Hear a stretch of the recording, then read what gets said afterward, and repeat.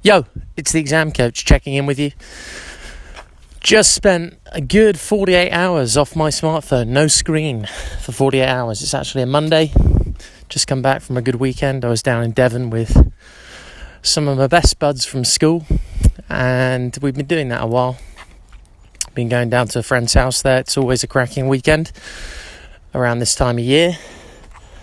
But previously, I've been pretty plugged into my smartphone during that time, posting on social media, doing all the kind of normal things that a group of friends do when they're away, that is linked to a smartphone, so social media, messaging, sports updates, things like that. But these past 4 weeks have been grinding pretty hard on the exam coach, and I just thought maybe I try do 48 hours off, complete detox from screen time, smartphone, completely disconnect. And I wanted to see what that felt like there and then whilst I was in Devon, and also reap the benefits of that in the following weeks to come, because I would be more chilled out and it would be a metaphorical reset for the month to come. So on this podcast, what I want to do is just talk you through what I found from going offline for exactly 48 hours. So I did it from the Friday, 6 p.m. when I got on the train down, to the Sunday, 6 p.m. when we got the train back up to London.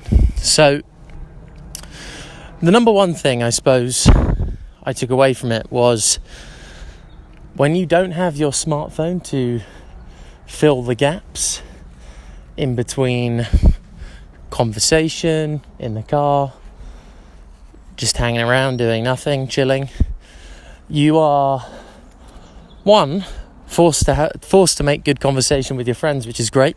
You can't just, retreat to the mobile phone. Or what you can do is bounce off the ideas that someone is getting from their mobile, because obviously all my friends on the holiday were using their smartphones.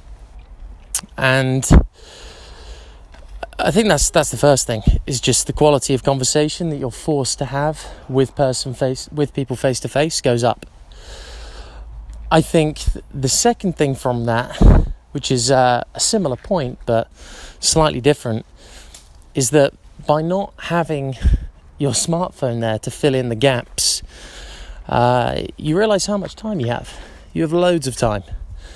All those times where you're just strolling along and you just click some random buttons, get some notifications, and that fills 2-3 minutes. Those 2-3 minutes all add up.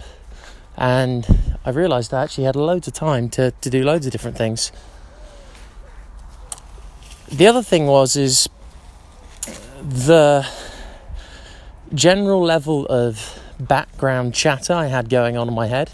So that is, all the messages you've read that day, all the sports headlines, whatever you're interested in. I often read sports headlines because that's what I like, but whatever you're interested in, whatever you consume on your smartphone in terms of media and news coverage, all that chatter is gone. You just don't have anything else to think about, so you just kind of think about anything that's happening there and then, which was quite nice in a way, because it made you quite focused on what was going on in the moment, and you didn't have that kind of background pull of your smartphone wanting you to look at it and take your attention away from what's actually happening in front of you. So again, that was very nice, a little bit of a zen feeling there. Again, I don't like to get too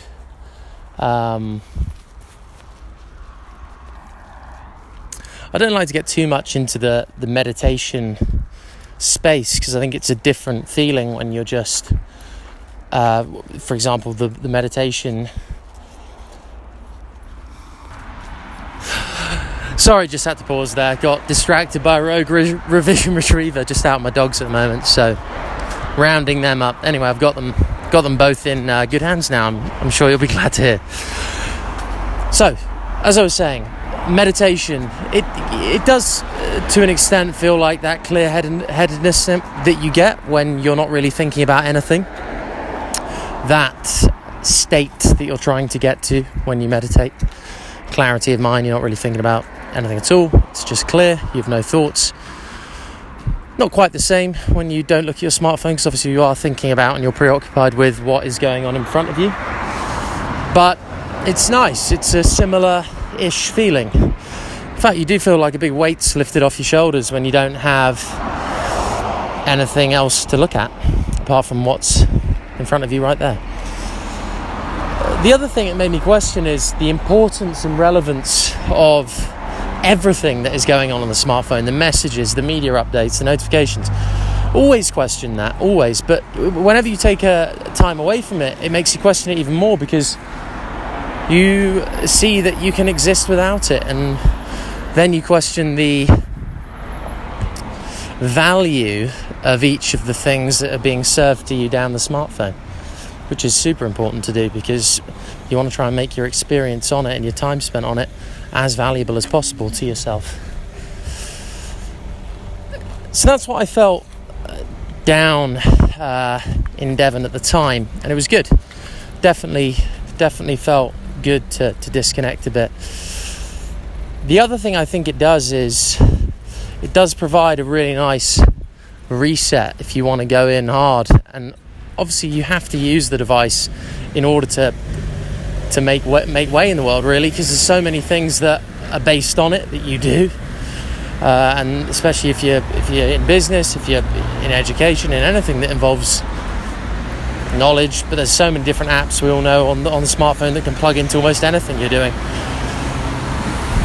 A really good thing that it did do for me is it just made me audit the way I use it all over again, and appreciate the time spent on it, appreciate the time not spent on it, and really tee you up for another sprint, instead of kind of getting into a slow, ploddy jog where you lose focus and you don't understand the privilege of what it is to have a smartphone and how it should be used in order to make things happen.